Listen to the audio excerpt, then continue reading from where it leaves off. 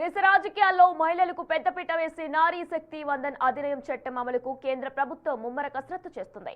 2011 జనాభా లెక్కల ఆధారంగానే ఈ రిజర్వేషన్లు అమలు చేయాలని కేంద్రం యోచిస్తుంది. దీని ప్రకారం పార్లమెంట్లో మొత్తం సీట్ల సంఖ్యను 816కు పెంచి అందులో మూడింట ఒక వంతు అంటే 273 స్థానాలను మహిళలకు కేటాయించేలా చరిత్రాత్మక సవరణలు తీసుకురానుంది.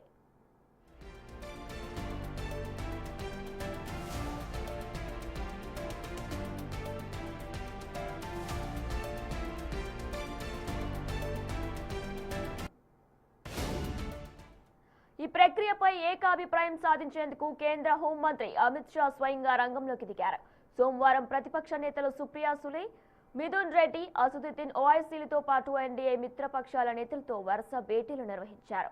తృణమూల్, కాంగ్రెస్, వామపక్షాలు ఈ సమావేశానికి దూరంగా ఉన్నప్పటికీ ప్రభుత్వం మాత్రం వెనక్కి తగ్గడం లేదు. రాజ్యాంగ 160వ సవరణ చట్టానికి సంబంధించిన మార్పులను ప్రస్తుత బడ్జెట్ సమావేశాల్లో లేదా ప్రత్యేక సమావేశం ద్వారా సభలో ప్రవేశపెట్టే అవకాశం ఉందని ప్రభుత్వ వర్గాలు సంకేతాలు ఇస్తున్నాయి.